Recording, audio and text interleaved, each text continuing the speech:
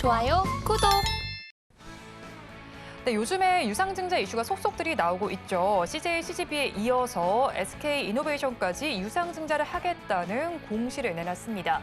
유상증자를 통해서 1조 원 규모의 자금을 확보하겠다는 건데요. 대기업들이 유상증자를 발표하면서 지분가치 희석에 대한 우려가 제기되고 있습니다. SK이노베이션과 CJ, CGV 주가가 힘을 받지 못하고 있는데요. 관련된 내용 자세하게 짚어보겠습니다. 먼저 이사님과 이야기 나눠볼 부분이 대기업들의 시가총액 변화를 좀 알고 싶습니다. 지금 연초와 비교했을 때 지금 시점에서 시가총액 어떤지 한번 쭉 짚어주시겠어요? 네, 지금 그림에서 나오고 있는 것처럼 신재생 에너지 쪽으로 적극적으로 진출하고 있는 기업들, 그다음에 신사업이 날개를 달고 있는 하나그룹, 이 정도가 이제 두각을 나타내면서 가고 있는 상황이고요. 뭐 SK그룹도 뭐 상대적으로 나온 양상입니다만 SK그룹은 주가가 이제 빠진 걸 생각해 봤을 때, 그다음에 최근에 하이닉스 좀 오른 부분을 고려해 봤을 때 하이닉스 효과라고 봐야 될 것으로 판단하고 있고, 뭐 자동차야 실적이 좋으니까 당연히 저렇게 움직이고 있는 거고요. 그 외 나머지 기업들은 전체적으로 좋지가 않은 양상입니다. 그런데 CJ 같은 경우에는 최근에 유상증자에 따른 관련된 종목군들이 동반 하락하면서 전체적으로 좀 약세를 보여주고 있는데, 그 연초부터 움직이고 있는 이런 대형 그룹들의 움직임 속에서 눈에 띄는 것은 구조적인 성장을 밟고 있는 기업들은 증시보다 더 많이 올랐고, 구조적으로 오히려 좀 한 발 뒤로 물러서고 있는 그런 기업에 대해서는 시장의 수익률보다 크게 못 미치는 그런 양상이 벌어지고 있다. 그래서 중국에 기대고 있거나 유통 쪽이거나 아니면 최근 들어서 실적이 급격하게 떨어지면서 물량까지 늘어나고 있는 그런 기업들은 뭐 시장 수익률을 크게 하회했고요. 반대로 이제 뭐 구조적인 성장을 가고 있는 기업들은 밸류 논란이 일부 있음에도 불구하고 상당히 이제 견조하게 버티고 있는 모습이어서 이렇게 대기업별로 봤을 때는 구조적인 변화에 따라서 시가총액도 크게 차이가 나고 있다, 이렇게 봐야 될 것 같습니다. 네, 대기업들의 구조적인 변화 요소를 계속 체크를 해보시면 좋겠는데요. 방금 전에 말씀해 주실 때 유상증자 이슈를 말씀을 해주셨잖아요. 그렇게 되면서 사실 SK이노베이션 같은 경우에는 지금 살펴보면 1조 원 규모죠. 유상증자 내용을 발표하면서 지금 급락을 했습니다. 그런데 증권가에서는 또 이게 단기 급락에 그칠 수도 있다라는 분석도 나오고 있긴 한데 이사님께서는 어떻게 보시나요? 네, 아직 뭐 기간이 좀 남아 있습니다. 뭐 9월 달에 일단 들어오는 것이기 때문에 좀 시간은 남아 있다라고 보여지지만 저 가격 자체가 일단 1차적으로는 가장 눈에 띄죠. 그렇죠. 현재 지금 주가 대비해서 20% 할인해서 발행했다라는 것, 일반적으로 그게 맞는데요. 유상증자할 경우에 기본적인 주가에서 할인해서 발행하는 것이 맞기는 한데, 우리가 SK이노베이션이라고 하면 아직 분리되어 있긴 하지만 SK온이라고 하는 회사의 성장성을 봤을 때 이렇게 낮게 발행해야 되나? 라는 어떤 그런 반문을 던질 수가 있고요. 두 번째로 이 내용 안에서 이제 가장 눈에 띄는 내용은 30%는 차환을 위해서 유상증자를 한다는 거죠. 그러면 돈이 없는 회사가 아닌데 기본적으로 자신들이 갖고 있는 자산도 있고 그다음에 돈도 가지고 있는데 30%를 돈을 갚는데, 그러니까 기존에 갖고 있는 부채를 갚는데 유상증자로 해서 돈을 쓴다. 그러니까 타인 자본을 빌려서 그러니까 자기 자본화를 시켜서 타인 자본을 갚는다. 이거 굉장히 좀 이상한 부분입니다. 해석해 보자면 뭐 여러 가지 해석이 가능하겠지만 제가 이제 가장 먼저 눈에 떠오르는 것은 이제는 이자 비용 내기도 아까울 수 있거나 아니면 이자 비용마저도 줄여야 될 정도로 본업의 회복의 속도가 느릴 수도 있다는 두 가지 해석이 모두 가능한 거죠.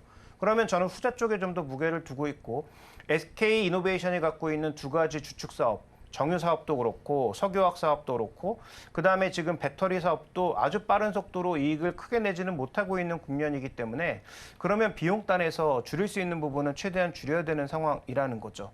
그다음에 또 하나의 큰 그림으로 봤을 때는 결국 LG가 됐든 SK가 됐든 뭐 에코프로도 마찬가지일 거고 LNF, 이 2차 전지 쪽의 기업들은 지금 투자를 멈출 수 있는 구간이 아닙니다. 적자가 나든 아니면 현금이 약간 부족화되는 현상이 나타난다고 하더라도 유상증자를 통해서 혹은 외부 차입을 통해서 계속 투자 자금을 채워나가야 되는 그런 상황임을 발견할 수가 있는 거죠. 그래서 현재 이 기업의 유상증자와 관련된 총평을 드리자면 그렇게 클리어해 보이지 않고 그렇게 좋아 보이지는 않는다, 이렇게 좀 봐야 될 것 같습니다. 자, 일단 SK이노베이션에 대해서 유상증자 내용 그렇게 클리어해 보이지 않는다라고 분석을 해주셨어요. 그런데 SK이노베이션 전에도 유상증자 발표한 기업이 있죠. CJCGV입니다. CJCGV의 경우에도 지금 시가총액을 웃도는 규모의 유상증자가 발표가 되면서 급락을 했잖아요. 이 종목은 저희 조금 다른 시각으로 봐야 될까요? 아니면 같은 결로 좀 해석을 해봐도 괜찮을까요? 그나마 이제 SK이노베이션은 뭐 적자를 기록하고 있다고는 하지만 정은산업도 어느 정도 마진 회복만 되면 다시 흑자로 갈 수가 있고, 그렇죠. 그다음에 이제 배터리 쪽은 설사 적자가 난다고 하더라도 향후 이제 투자를 위한 일정 부분의 투자가 있기 때문에 이건 좀 다르죠. CJCGV 같은 경우에는 지금 운영자금으로 유상증자 자금의 거의 절반을 쓰는 거 아니겠습니까? 네. 그러니까 운영자금으로 쓴다라는 것은 지금 돈을 못 벌고 있다는 얘기고 돈이 없다는 얘기가 되겠죠. 그래서 3분기가 여러 가지 대작들이 나오고 그나마 영화관으로 사람들을 좀 끌어올 수 있는 여러 가지 그 요소들이 있는데, 만약에 3분기 실적에 양적, 질적 성장이 동반하지 않는다면 저는 뭐 주가의 반등이 오더라도 추세적 반등이 오기보다는 일시적 반등에 그칠 가능성이 높다라고 봐야 될 것 같고, 네. 그러면 이 종목에 있어서 지금 당장 단기적으로 주가가 많이 빠졌다는 거 외에는 뭔가 메리트를 줄 만한 요소가 전혀 없는 상황인 거죠. 좀 부정적인 상황이네요. 그렇습니다. 그래서 CJCGV에 대해서는 뭐 여기서 주가가 뭐 더 빠질지 여부는 잘 알 수 없으나 탄력적으로 올라가기에는 여러 가지 부족 요소들이 많이 있기 때문에 네. 3분기 실적에서 말씀드렸던 양적, 질적 요소가 크게 개선되는 것을 발견하지 못한다면 단기 반등 시에 오히려 비중을 축소하는 것이 좀 더 좋은 전략이 될 것으로 판단하고 있고요. 그다음에 유상증자 전 가격으로 돌아가기 위해서는 생각보다 꽤 긴 시간이 들 수도 있겠다, 이렇게 봐야 될 것 같습니다. 네, 그럼 주가 측면을 한번 살펴보면 좋겠습니다. 지금 15년 만에 10,000원 선을 하회를 하고 있잖아요. 그럼 가지고 계신 분들께서는 어떻게 대응을 하면 좋을지도 궁금하고, 지금 시점이 오히려 또 저가 매수의 기회로 될 수도 있겠다라는 생각도 들기도 하거든요. 이사님께서는 어떠신가요? 뭐 단기 트레이딩 관점에서는 저가 매수가 될 수도 네. 있겠죠. 그런데 그건 트레이딩에 그쳐야 된다라고 판단하고 있고요.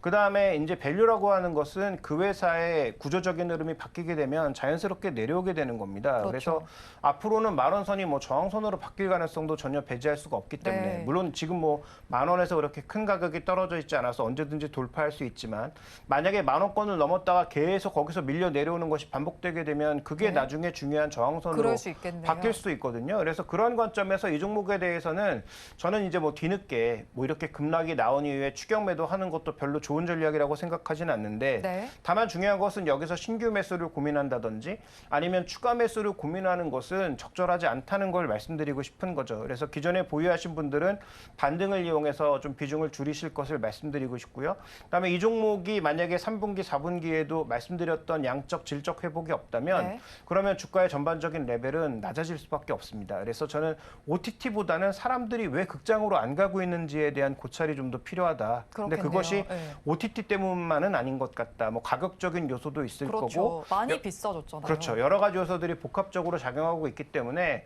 뭐 그렇게 본다면 구조적으로 국장에 안 가는 그런 형태로 바뀌었을 때 과연 우리가 이 종목을 좀 어떻게 봐야 될지, 또 하나는 CJ그룹의 이해할 수 없는 낮은 이익률. 네. 그래서 CJ그룹은 전반적으로 지금 모든 기업들의 이익률이 다 낮습니다. 그게 뭐 비용 구조가 잘못됐기 때문인지 돈이 어디로 새기 때문인지 모르겠지만, 그래서 최근 들어서 이재현 회장의 그 높은 연봉에 대해서도 여러 가지 얘기들이 좀 많이 네. 나오고 있는데요.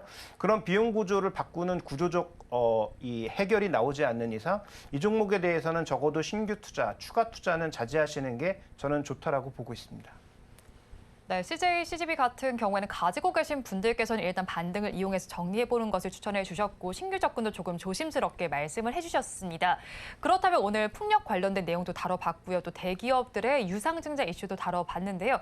이사님께서는 탑픽 종목 어디서 가져오셨을까요? 네, 저는 그래서 유상증자를 하지 않을 종목을 한번 고민해봐야 하지 되지 않을 않느냐. 종목으로요? 네. 그러니까 구조적으로 성장하고 있는데 유상증자를 하지 않아도 되는 종목이 하나 있습니다. 어떤 건가요? 바로 LG화학인데요. LG화학은 지난번에도 잠깐 소개시켜드린 적이 있지만 네. 일단 회사에서 구조조정을 지금 고민하고 있습니다.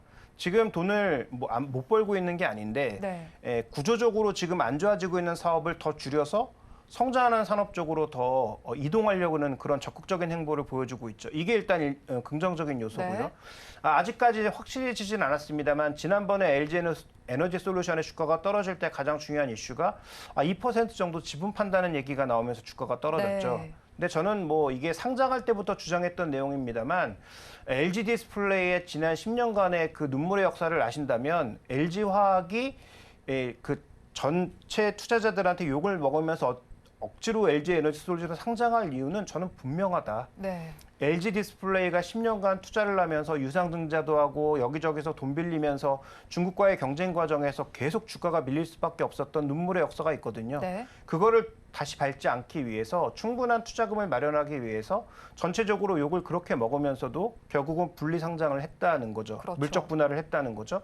그러면 지금 80% 지분 들고 있는 LG화학이 LG 엔솔 지분을 계속 들고 간다?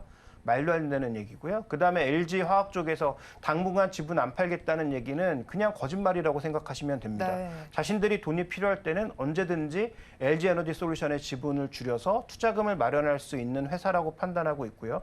그다음에 이 종목은 역으로 뒤집어서 지금 LG에너지솔루션의 지분 가치를 제대로 반영도 못하고 있습니다. 네. 그러니까 그런 관점에서 봤을 때 자산 가치 대비해서도 저평가되어 있고 그다음에 언제든지 돈이 필요하면 지분을 팔아서 돈을 마련할 수 있는 회사라는 점에서 그다음에 구조조정을 통해서 더 구조적인 성장을 이끌어가고 있다는 점에서 저는 LG화학을 목표 가격 한 90만 원 정도로 보고 있고요. 네. 그 가격도 굉장히 보수적으로 본 가격이라는 거죠. 더 오를 수도 있다라는 거네요. 왜냐하면 네. 지금 현재 구간에서 이 종목의 시총이 50조 정도밖에 되지 않는데 네. 지금 LG엔솔 지분을 다 팔면 80조가 넘거든요. 네. 그러면 그것만 생각해 봤을 때도 이 기업의 지금 주가는 말이 안 되는 거고요. 그러네요. 그다음에 이제 전구체 쪽에서도 저는 그 고려아연과 더불어서 LG화학이 이끌어 나가고 있는 전구체 회사가 아마 가장 잘하지 않을까라는 기대감도 가지고 있기 때문에 네. 첨단 소재 쪽에서도 앞으로 수익성을 좋게 가져갈 만한 여력이 있다라고 판단하고 있어서 이 종목은 굉장히 이제 공격적인 목표 주가를 설정할 수 있을 것 같고 그다음에 뭐 손절 가격은 별 의미가 없지만 뭐 최근에 기록했던 단기 저점 부근인 66만 원 정도 매수 가격은 현재 가격대 내외에서 5% 플러스 마이너스 정도 구간에서 매수를 하시면 좋지 않을까 이렇게 보고 있습니다.